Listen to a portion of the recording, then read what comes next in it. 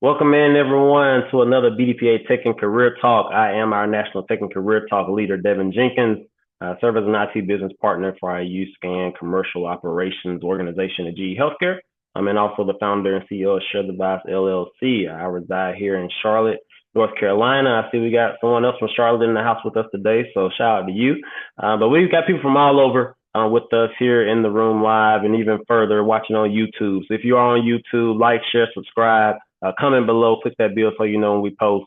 Share this with somebody who needs to hear the conversation. So you know someone who needs to hear it. So don't be stingy. Share the love. So thank you for being with us today, whether you're on YouTube or you're here with us live in Zoom for our final Tech and Career Talk of 2025.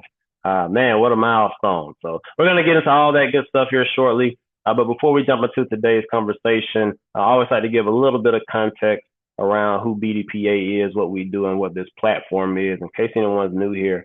So BDPA started in 1975 as Black Data Processing Associates, as an organization focused on building the talent pipeline in the tech industry among the African American community. And we do that by developing computer skills and technical skills and professional skills in general in our youth, especially middle and high school, but also providing opportunities for collegiates and professionals to continue developing their careers, expanding their networks and their toolkits so that we can continue to advance our mission of advancing careers from the classroom to the boardroom. The Tech and Career Talks take place second and fourth Friday of most months at 12 p.m. Eastern. Around November, December, we usually do one Friday because of the holidays. So we can be with our families. And in August, we usually take a little break to focus on the conference. So we'll continue to adjust that as needed as we go forward. But second and fourth Friday, for the most part, we're here at 12 p.m. Eastern having 1 hour conversation with different speakers on different topics. Some are more tech focused. Some are more soft skill focused. Some get into the meat and the details of BDPA and what we're doing here to reinvigorate us around our mission. So we give you a range of topics and speakers so everyone can take some value away from the platform, regardless of where you are in your career, whether you're a student trying to figure out what's next or you're a senior executive getting ready to retire. We give you something that you can get some value from in these Tech and Career Talks. So thank you for being with us today. Thank you for tuning in to the conversation.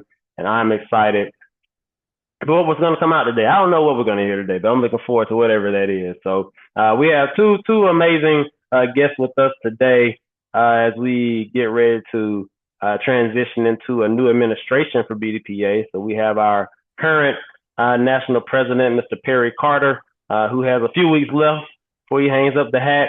And he's giving the reins over to Ms. Stephanie Gloster, who is our national president-elect, who is welcoming us into year 51. So we're marking a significant milestone, closing out year 50. It's been an amazing year. A lot of great things have happened. So looking forward to talking about what we've done, proud achievements, and what we should look forward to going forward. So first and foremost, Perry, Stephanie, how are you all doing today? We're good. Devin, can you hear me? Yep, I hear you. Awesome. I'm doing well, thanks. Absolutely. Well, we're glad to hear it. So we're going to jump in. I always like to start these off with a little bit of an icebreaker. So, Perry, we'll let you go first since you're the man in charge as it stands right now for a few more moments. So, but both of you, I want you to answer this question. So, if you had to choose a theme song for BDPA, what would it be? Perry, we'll let you go first, and then Stephanie will come to you. I like We Are Family. Okay. Why you choose We Are Family? Tell us more about that. It actually it sums up exactly who we are, what we do since inception. Our founder, the late Earl A. Pace Jr., as our patriarch, he attended a meeting here in Philadelphia at a bank to support the bankers, and he saw that this was a way for young men and women to start their companies, to support their families and support their communities. And ever since, once we've recruited all of our members and established all of our chapters, the family theme has always been overt and covert, but at the end of the day, it's one large family. Love that, Perry. Stephanie, what's your theme song for BDPA? So mine would be Optimistic by Sounds of Blackness. And that's because I'm very optimistic in where we're going and looking forward to what we have in store for the future. It's so funny. As Perry was talking, I say, just in case they flip this on me, let me think of a song. And Optimistic was going to be my song. So, so we're on the same page. So I love that, man. We are family optimistic. Two great choices now to represent all that BDPA is. I don't know. Conference committee might have to take it into account next year as we get ready to bring the energy. We got a couple of theme song options here. So thank you both for that. And that's a great way to segment into our conversation today, is marking this significant transition in the organization's history as we close out, chapter 50 or chapter year 50. I'm entering into year 51, ushering our next 50 years. So I'm excited about this. So we're going to start with Perry and allow you to reflect a little bit here, just as you close out your term, not only as National BDPA president, but closing out this 50-year chapter, at the helm of such a significant time in BDPA's history. So I asked this question to our immediate past president, Mr. Tim Brown, who I see is in the call today. So shout out to you, Tim. Thank you for being here. But when we had this conversation 2 years ago, bringing you in as president of the organization, I asked Tim, how would you describe the Tim Brown years of BDPA? So, Perry, as you think about, BDPA and somebody reading the BDPA history book, how would you describe the Perry Carter years of BDPA? What would your chapter be about? How would you describe the Perry Carter years of BDPA? Well, if you want the short version, that's chapter 12 right now in the BDPA story. It's available right now on Amazon. You can download it as an ebook or purchase the book. But to your point, we just wrapped up. I was telling your audience earlier before we came online here. We're in studio right now here in Brentwood, Maryland. That's where I am right now.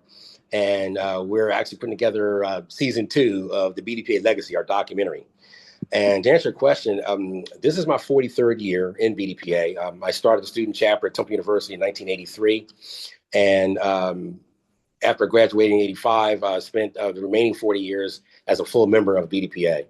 And most of those events, I was involved in several committees, the communications committees and executive committees. I also had made sure that we had publications and or information going out to support BDPA's primary mission. And that was, promoting awareness of data processing jobs in our communities. And that's pretty much our legacy. And we've never wavered. So throughout my years, that has never wavered. One of the things that I know in the latter part of the last couple of decades, I made sure that we had a publication like BDPA Today was started. Popular Technology TV was launched. Here in Washington, D.C., we also launched Tablets for Teens to put together a vehicle for our high school computer competition teams and our IT showcase students to be able to compete for new tablets.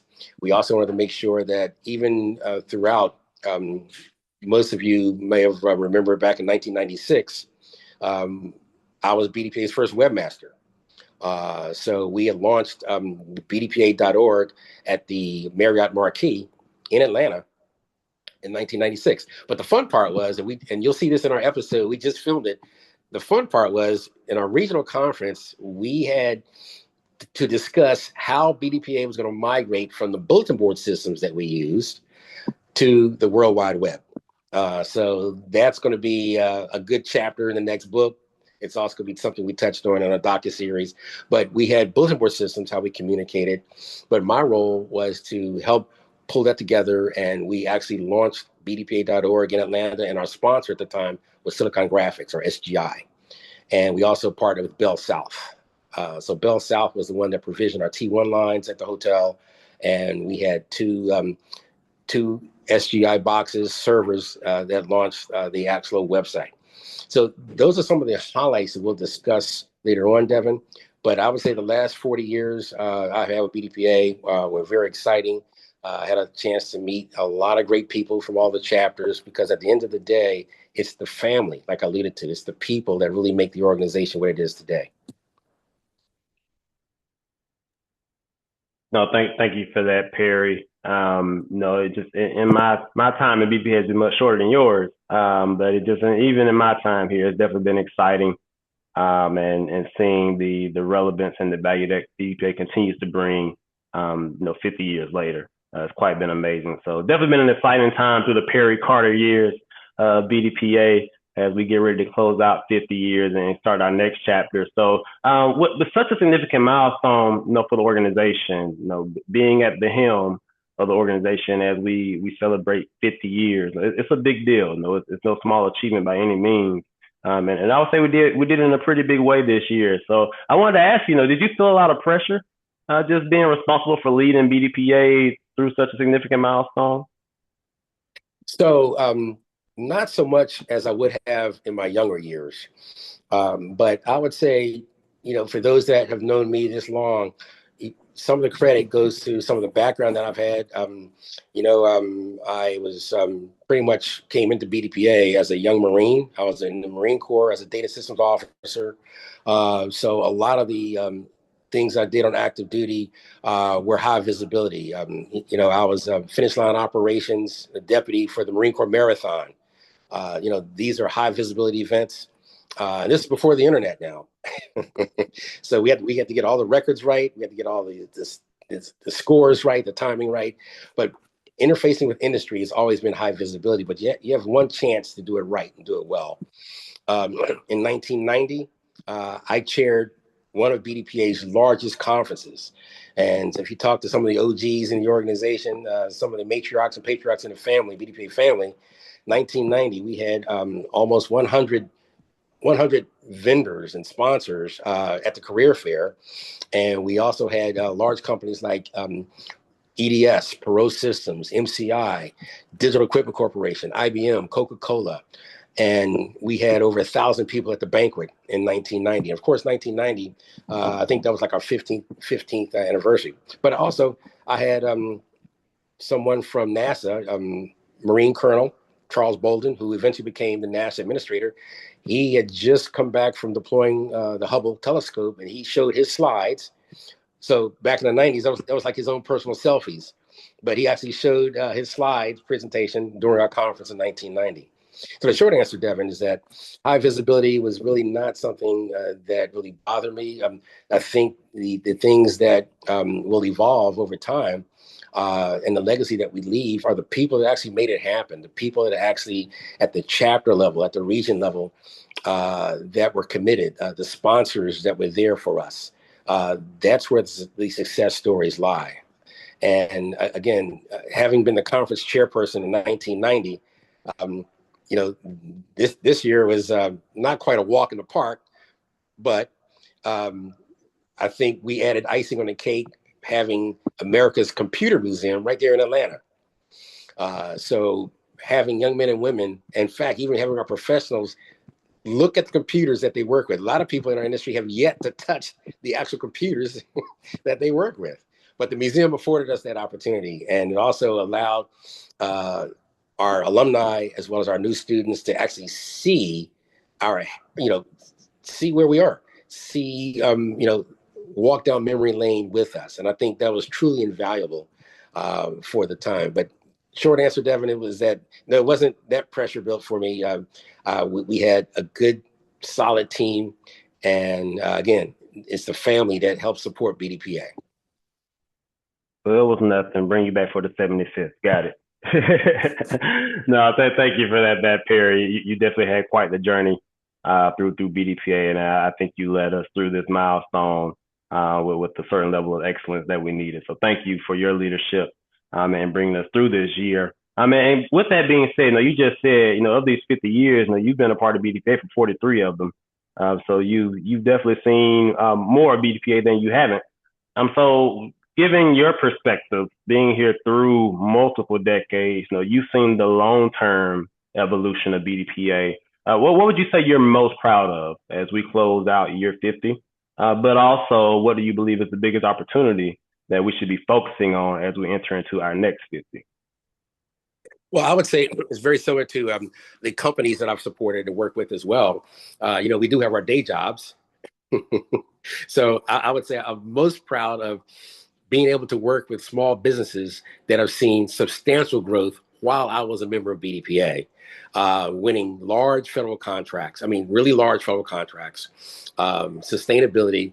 But I would say what I was most proud of was being able to work with many of the organizations already in our community, like even here in Washington, D.C., with the Hope Project, Mr. Raymond Bell and his team, with EJ down in Monroe, with the chapters we have in Indianapolis, being able to capture, large, significant community impact events has been some of the things that is truly invaluable. But if I had to draw down on something that you said most impactful, was we were very blessed to win a $300,000 grant from Microsoft within the last 5 years, and also a $725,000 grant from NASA.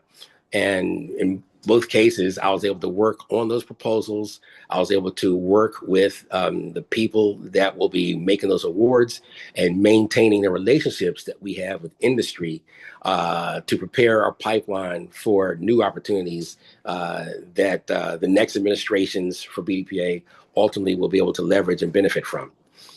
So if you have to actually point that out, being able to work on very large contract awards for my companies and very large grants for BDPA is a good way to close out a career.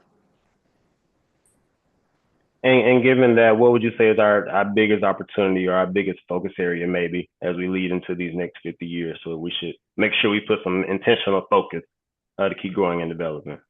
That would be, I would say, focusing on the capture planning, the pipelines, being able to focus on the standard operating procedures, the TTPs, or your techniques, tactics, and processes, but most importantly, the relationships.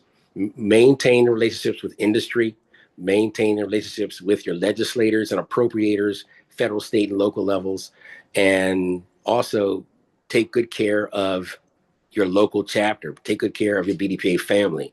If you take good care of your local chapter and your BDPA family, your chapter and the family ultimately will be able to take care of you in perpetuity. There it is. It's all about relationships. Yes, sir. Thank you, Perry. So we're going to come back to you, but we're going to shift a little bit over to our incoming president, Ms. Stephanie Gloster, and let people know who's getting ready to take the helm as we kick off this next chapter. So Stephanie, super excited to have you on today, and looking forward to serving under your leadership of the organization. So let's get to know our incoming leader. You've had a number of roles in the organization. You've been the South Regional Vice President, you've been conference co-chair before, and more. So just tell us a little bit about, who you are, who is Stephanie, but also what's kept you committed to BDPA. Okay, thanks, Devin. So I would say at my core, I'm someone who is very passionate about helping people and also creating access. So BDPA lines up with those values, especially when it comes to giving access to students in technology and opportunities for their future. As far as my work with BDPA, I've been a member off and on since 2001. I've been a member of the Atlanta chapter. The turning point for me was in 2019. I was awarded the BDPA Paysetter Award for Community Service, and I was actually awarded that by Tim Brown, former national president. After that, my engagement really picked up. So in 2020, Terry Morris appointed me as the South Regional Director. 2 years later, I became the South Regional Vice President. And in 2023, I was honored to serve as one of the conference co-chairs with Victor Montgomery. But what keeps me here and what keeps me engaged is definitely the students. They're the heart of our organization, and their success is very important to me. Thank you for sharing that, Stephanie. That's a very effective resume. Really, you do that very well. I'm gonna have to learn from you. But no, it's great to hear the stories, and I think it's good for people to know what our leaders have done in the past. That because you've given impact without having the title, so to speak, which I think is important when you're looking for passionate leaders who really are committed to the purpose. So. Thank you for sharing that. So now we just spent a lot of time with Perry talking about his term, but also these last 43 years or so of the organization. So you're coming in at a time where we have to start looking forward and kicking off the next chapter and defining what BDPA means as we go forward. So for you, what are you most looking forward to as you lead BDPA into the first chapter of our next 50 years? Um, well, first of all, I'm excited about how we can expand opportunities for our students, getting them involved in the next wave of technology. Of course, everyone is talking about AI, so that's going to be a big part of what we bring forward to our students and the professionals in the future. And to piggyback on something that Perry mentioned, just continuing to build and strengthen relationships. And that's with our chapters, with our members, with our corporate partners in the community. Just, I really want to make sure that we're strong because we'll do a lot better together than we would separately. No, that absolutely makes sense. I think those are things at the cornerstone of moving any organization forward, if we're being honest. So definitely have to keep the relationships going strong, and keep building on what we've done, especially as technology continues to evolve. So kind of building off of that, what are some new and exciting things we can be expecting in this next chapter? So we want to bring back our academies. We in the past had like a data science academy, things like that. So expanding it to include AI and cybersecurity is something that I'm looking forward to. And also partnering with other organizations who, have some of the type services that we're looking for and see how we can collaborate with them on those synergies. The academies are definitely at the foundation of BDPA. We've had some amazing ones, so I'm super excited to see how we align with that. So Perry, I want to bring Perry back, and we're going to talk to both of you a little bit here. Perry's big thing, his big phrase, $1 billion programs available. I think Perry has about 10 different names for BDPA, but one of them is $1 billion programs available. And I actually think this aligns with one question that we have in the chat for one of our chapter presidents. So the question I have for you, and I'll kind of merge it into the question we have in the chat here. Both of you have talked about the importance of continuing to nurture our relationships with partners, industry, government, small businesses across the board. It's very important to do that. So we have to continue to foster these relationships with sponsors and partners to keep moving our mission forward. So what is your message to different companies and organizations who should invest their time and resources in the work we're doing? And I think this ties hand in hand with the question in the chat that says, how do we move forward with our messaging to acquire the resources that we need to achieve the appropriate outcomes, given the current administration's stance on DEI? So Stephanie or Perry, I'll let you all hop in there, whoever wants to take it first. But question for both of you. Perry, do you want to go? Or do you want me to go first? Yeah, you go first, Stephanie. Okay, what I would say to corporate partners is telling them that partnering with us is an investment in both people and the future of technology. And what I mean by that is we sit at the intersection of workforce development, innovation, and access. And all of these are important no matter the color of your skin. So we can shift the focus away from DEI and focus more on the workforce development and the innovation. And this, even though our focus at our core is for Black people, is for everyone, and we need to make sure we communicate that inclusive message. So, Devin, I'd like to add, most of our board meetings, NEC, the board, as well as with our chapter president meetings, Keith Scott, who is our vice president of strategy and planning, and he's now our vice president for the Northeast region elect. He's always told us, and this again supports what Stephanie just alluded to, that mission will get funded. So without getting too deep into the geopolitical noise or geopolitical headwinds that are out there, as long as we focus on our mission will continue to get funded. And to that end, even just within the last 48 hours, the final text of the National Defense Authorization Act, or the NDAA, was released by the House Armed Services Committee. And you will see there is an uptick in funding for research and development, for HBCUs and the UARC that Howard University was able to capture with the Air Force Research Lab. That too was funded for FY26.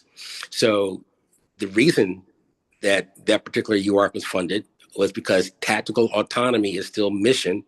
And for the Defense Department, aerospace, and all of our other industries, it is imperative that we have young men and women, regardless of their background, who are technically competent, prepared, and trained for, I would say, autonomy and autonomous vehicles and autonomous transportation.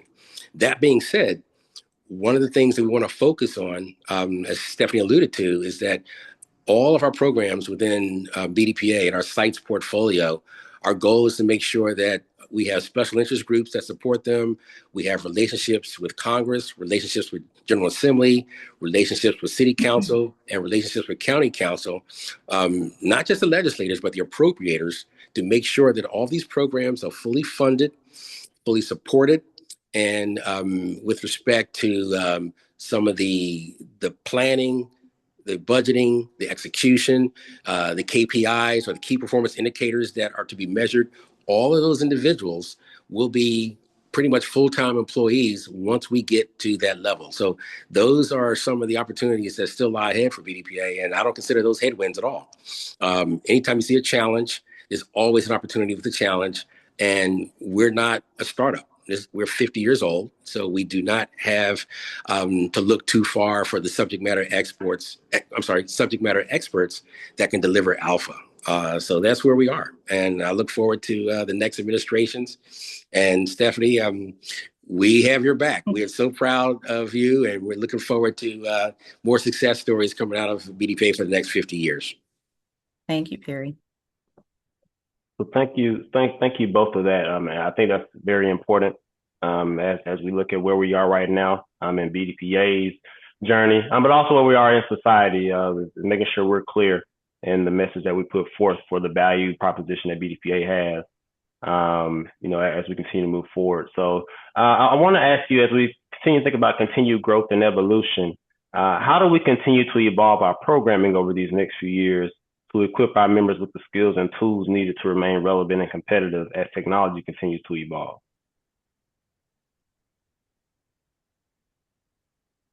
I can take it first. So in addition to learning and bringing back the academies, like I mentioned before, I think we need to also focus on applying this to the real world. I mean, we can equip them with the skills, but we also need to help them with those real world applications.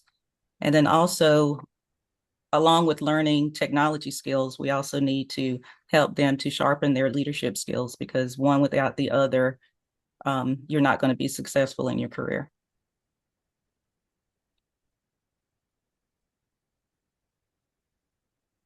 Perry, do you have anything to add there?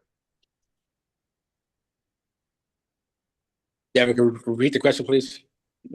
So the question is around how do we continue to evolve our programming as we look into these next few years to equip our members with the skills and tools needed to remain relevant and competitive as technology continues to evolve?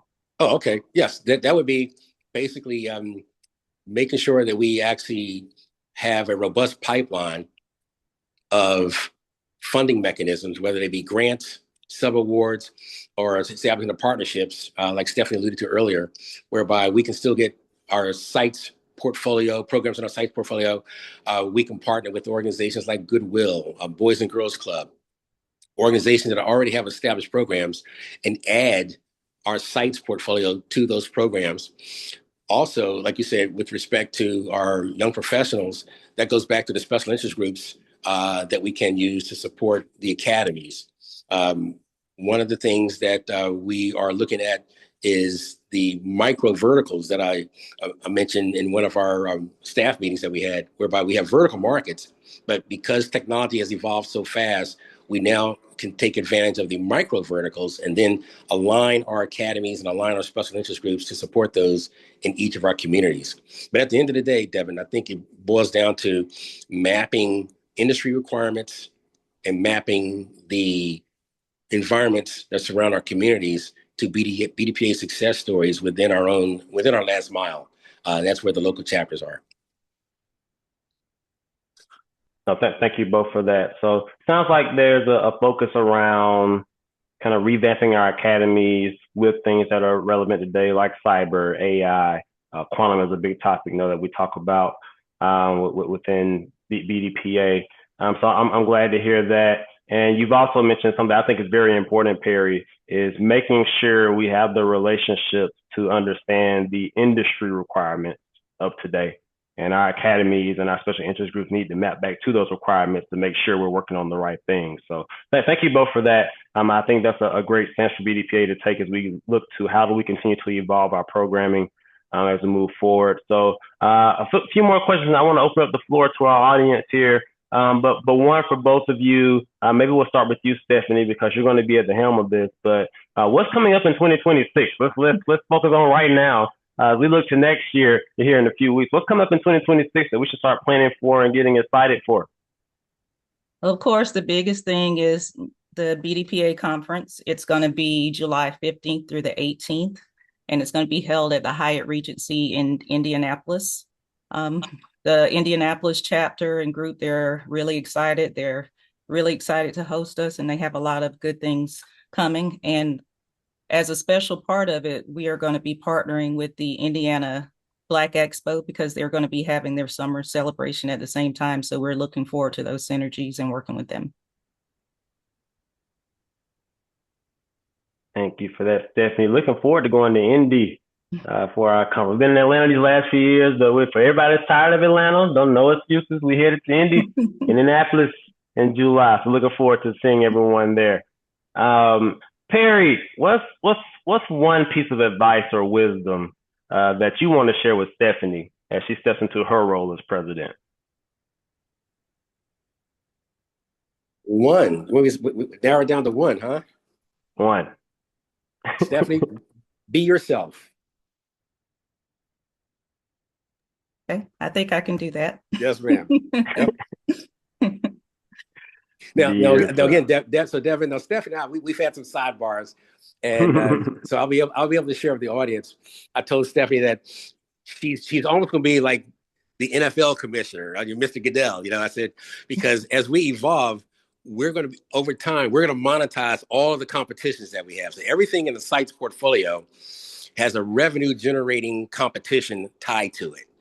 And so it's imperative that our mission partners, our chapters, they in essence represent the teams and or the venues that come under that one umbrella. So so you may hear from now on, I'll be jokingly referring to Stephanie as Madam Commissioner because all the competitions are designed for the young men and women in high school to have fun, to engage, and also industry has a chance to see the best and brightest. They get to see the unicorns up front.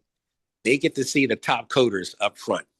So that is exactly why, again, she's going to have a great time. And again, that model with the franchises and the teams and all the venues, those are some of the sidebar conversations that we had moving forward. I love it. I love it. I love the strategic nature of your banter. But that's important. That's what we need in the leaders. So we have to think strategically and think, we have to have visionaries thinking about how we truly move forward. So glad to hear that. And I think that's a great piece of advice. Be yourself. Authenticity wins in the world we play in. So we're going to open the floor up. And I think there was an excellent question that I saw in the chat here earlier. As we assess the impact of BDPA, what metrics should we be considering? I think that's a great question for how we truly measure what we're doing and make sure we're headed in the right direction. So question for both of you to take, as we assess the impact of BDPA, what metrics should we be considering? Well, I would say the most important metric to measure our impact is how well the students are moving from middle school, high school, college to their career, and how we were able to impact where they landed. Also, the engagement metrics are going to be most important. How many people are we touching with our programs? It's just, we need to look beyond just our membership. We need to see how we are impacting the community. And I think those are going to be very important metrics moving forward. Perry, do And, you have a and perspective on that? Go ahead.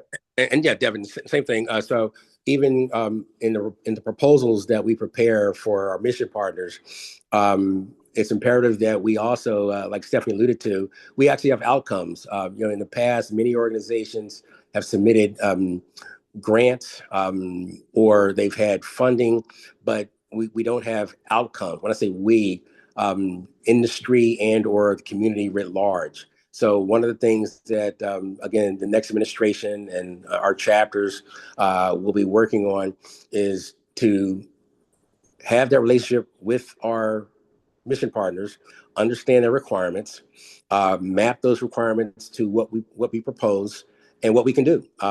Again, we're not a startup. We're 50 years old. We have the subject matter experts. We have the people. We have the technologies. We have industry mission partners. So whatever we map into our presentations and our proposals, those represent the KPIs or the key performance indicators that we will monitor. One of the things that I think I know we added this year, we are looking at quality management systems that we're going to add, and that is going to be something that is a write-up we'll put together for the national presidents as well to get certification.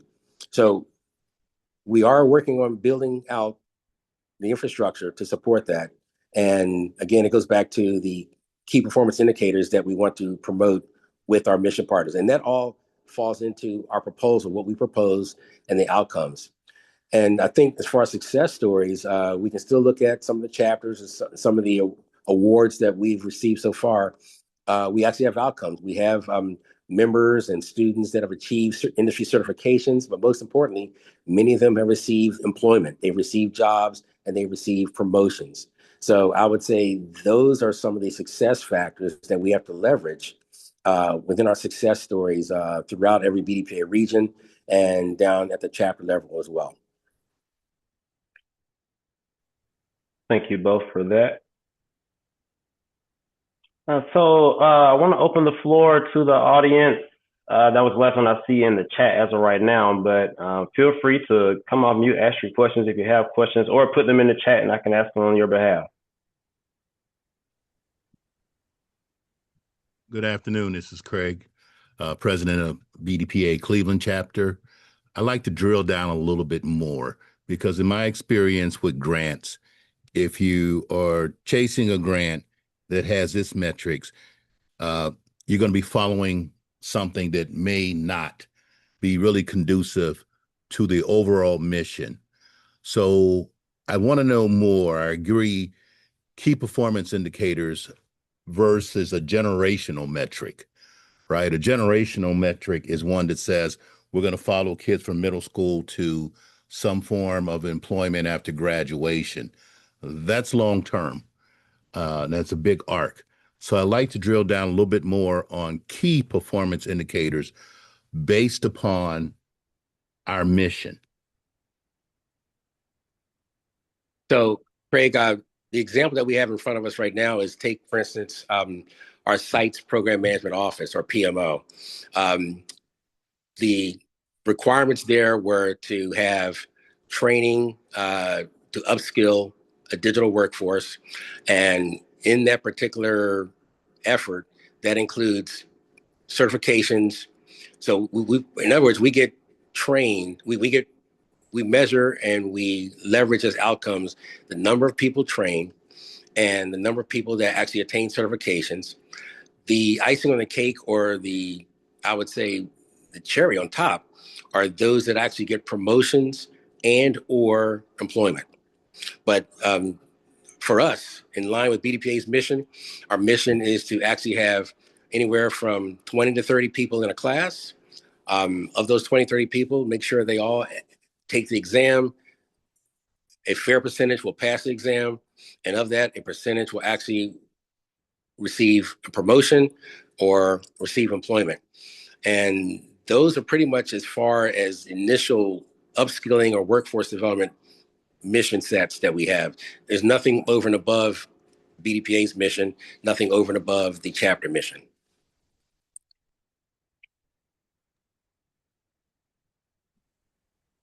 As you look at overall health of the organization, Is the number of members one of the critical things that we're focused on?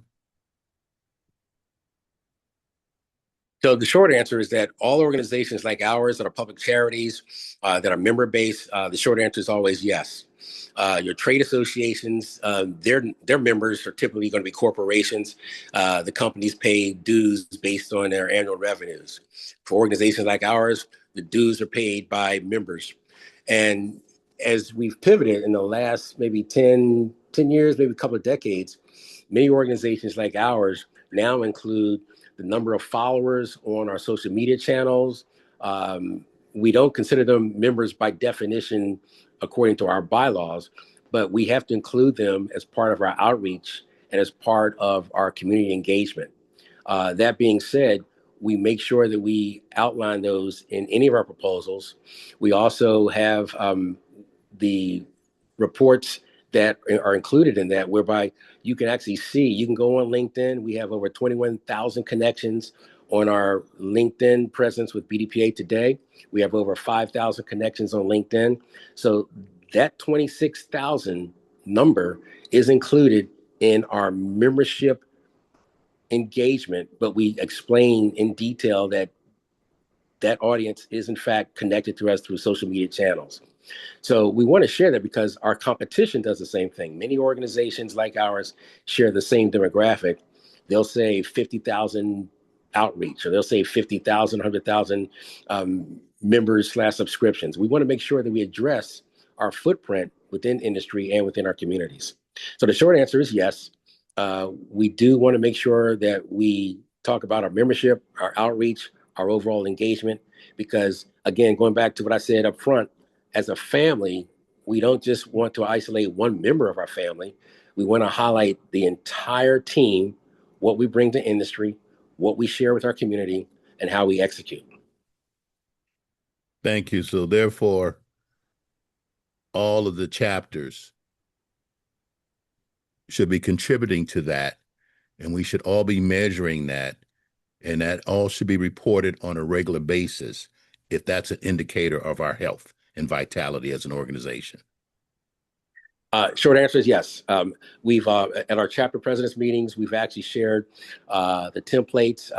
The regional vice presidents collect the quarterly reports from the chapters.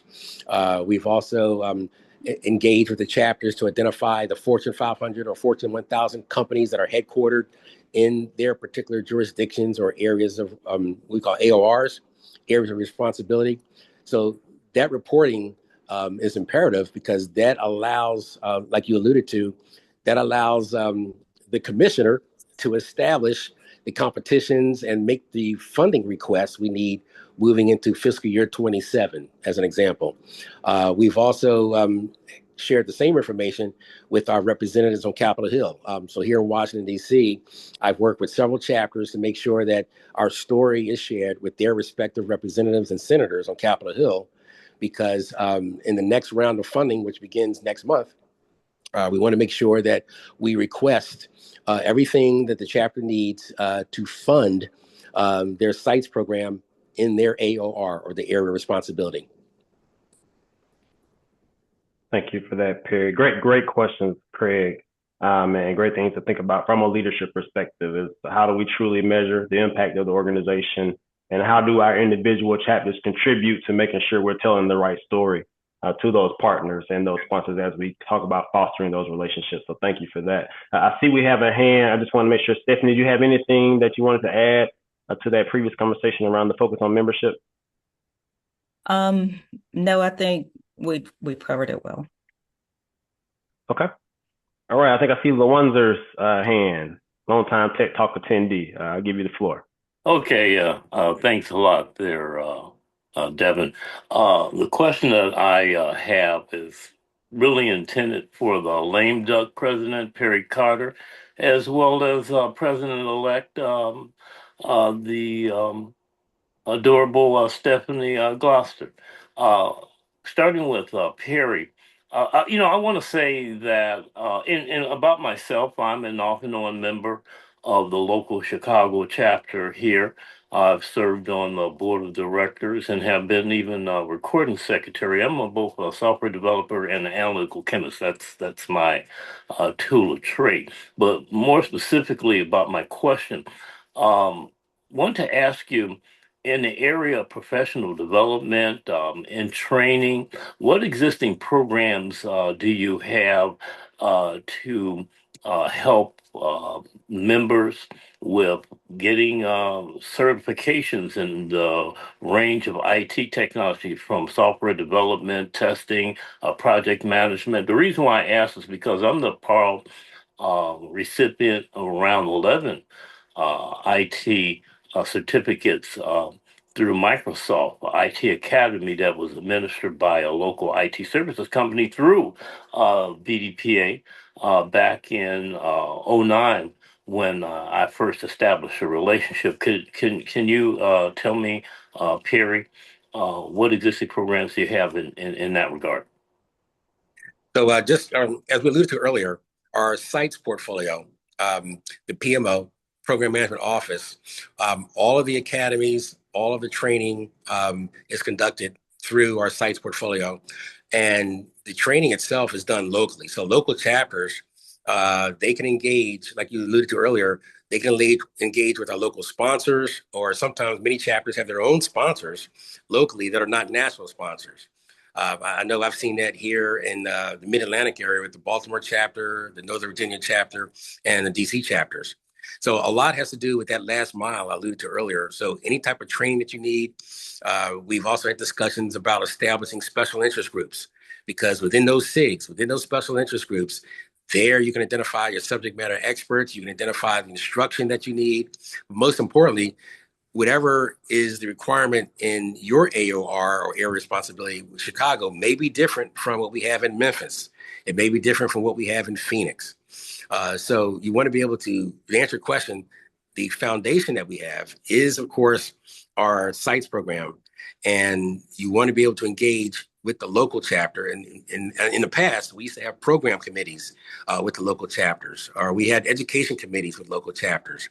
So as you staff those locally and then provide special interest groups, that is done with what we consider the strategic triad. We've always wanted to make sure that the relationship has three areas. You want to have public sector representation, you want to have private sector representation, and you want to have representation from academia, the local community colleges, the local schools, because in essence, they are your instructors. And in many cases, as many of the chapters, we've actually held these workshops on campus with the community colleges. So again, just to recap, you want to make sure you leverage your strategic triad locally, and then you want to be able to establish the requirements. If you need those academies that Stephanie alluded to, those academies can be stood up locally, and your support will come from private sector, public sector, as well as academia. Thank you very much. And I kind of like to pivot this question as a follow-up to the president-elect, Stephanie. What existing strategies do you have in place, and what collaboration have you made with the lame duck president, Perry, in resuming and I should say advancing those initiatives in workforce development and training, as he referred to? Well, for the rest of the year, Perry and I are going to work closely together with the transition. But as far as bringing back some of the programs, that's also a really big part of the corporate partnership. Of course, we want their dollars, but we also want their support with, providing a certain number of certifications. AWS, they provided credits to people who won our pitch competition this year. In the past, we've had credits with Google, and that went along with our Google Cloud Academy, so we were able to use that. So those type of partnerships are going to be important. Perry and the DC chapter have done a really good job with the certification, so I'm going to work with him to see how we can expand that to other chapters. So those are some of the things I have in mind. Well, thank you so much for taking the time to answer my question. And the reason why I brought that up is because being a proud recipient of 11 certificates that were really, helped out by BDPA, has had an immense impact on my getting jobs as a software developer, working with the health department and the U.S. Treasury, and having um, public trust security clearance. It has made a big change for me and impact in my career and getting jobs. And I think similarly, other BDP members would benefit from that type of relationship. Thank you for answering my question. I have a question for you. Are Yes. you willing to help me get that going? Of course, yeah, I would Okay. love to. What I'll do is I'll share my contact information Okay. with you in this work tech. I mean, what's it, this session, Okay. and we can pick up the conversation and talk about how I can lend help to your strategies and programs. Thank you. I appreciate that. Okay, thank you very much. And Mr. Quint, I don't know um, about too much about lame ducks, but they do still quack, right? Yes, and they quite loud too. You know, to get your attention. All right, sir. Thank you. Thank you, You're welcome. Lawanza. Always a pleasure. Okay, no problem. Samuel Nixon has his hand raised. I'll let you ask your question. Hey, thank you, Devin. Appreciate that, and good to see you again. See all of you. When Perry was talking about earlier in terms of and Devin both about the origin of BDPA, I'm one of the ones who was around in '75 when it was actually getting underway. So I really excited about hearing the things that have been developing. And Stephanie, I'm glad to see you in terms of coming on too, and looking forward to the things that BDPA will be doing. My question is, well, two questions. One is, real briefly, and Perry, I think you had shared this with me earlier, but I needed to check back with you on if you remember who is the current serving president of the Northern Virginia chapter here in this area.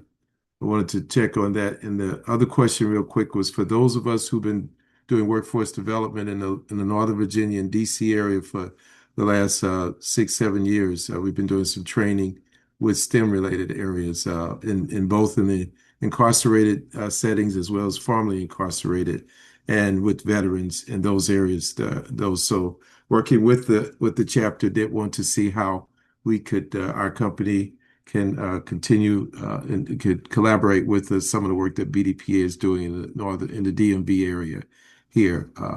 So I'd like to explore that further through the current structure that BDPA has there. So, Sam, great to see you again. So your 2 points of contact are going to be Terry Wilson Brox and Raymond Bell Jr. And what's Terry's last name? Wilson Brox, Brox. Okay, thank you. Wilson-Brox. Okay. Information's in the chat. I can share the information with you, and also it's in the chat. Thanks, Judy, for putting that in the chat. Thank you. But yes, so both chapters are 501c3. Both chapters are pursuing grants, and both chapters will be working with both North Virginia, as well as DMV. Okay, and you mentioned the other name was someone named Bell? Raymond Bell Jr. Raymond Bell Jr. Okay. So I can find their contacts on the BDPA website then, the emails. Yes, sir. And also in the Hope Project Academy and Hope Project here in the DMV, Mr. Bell's program, we do work with returning citizens. We will have more information on that as well. But even in our last award presentation we had last week, several students, many of them have had felonies. A few of them have actually received their clearances despite their record. So we have tremendous success stories that he can share with you. And just as a administrative note, on January 24th, we will be having our award ceremony for the Northern Virginia chapter in Lorton. So stay tuned for that, and you'll get a chance to meet Terry and Ray and other chapters that will be attending. Okay, that'll be coming out in the newsletter then, or it'll be an announcement? It'll be a newsletter online and via email. Okay. But the Northern Virginia chapter will be hosting on January 24th. Okay, appreciate that. Thank you Thanks, very Sam. much, Dan. All right. Happy holidays, man. Glad to see Yeah. you. All right. Good to see you all, and blessings to all of you too.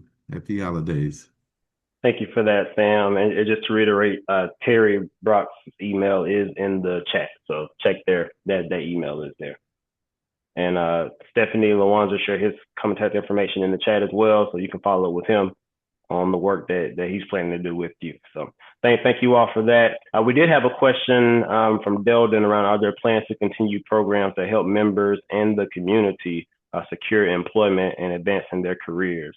I think we've spoken that a little bit with the work around the chapters and getting academies going, but I do want to ask it here just so we can make sure it's addressed appropriately. Yes, we will be continuing that. As always, it's a work in progress, but it is on our agenda.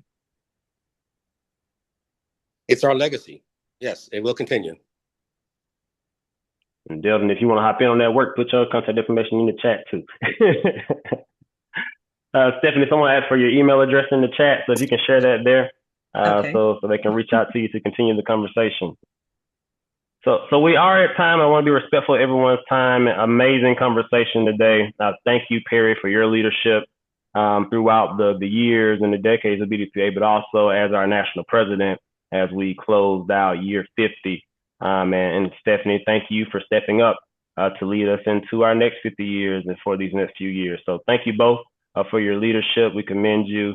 Stephanie, as we get ready to wrap up, what's the one thing you want to leave us with as we head into 2026 and kick off year 51? I'll leave everyone with, we're only as strong as our people. So everyone should ask themselves, how can we help BDPA and help move the organization forward? There it is. If you're willing to work, step up. You have leadership that's willing to accept you. So thank you, Stephanie. Looking forward to working with you. Perry, thank you for all you've done. Looking forward to continuing to work with you as well. For everyone on the call, everyone watching on YouTube, again, like, share, subscribe, comment below, click that bell so you know when we post. Share this with somebody who needs to hear this message. Keep moving the mission of BDPA forward. Stay safe, stay blessed. Happy holidays, happy new year. We'll see you again in 2026. Thank you, everyone.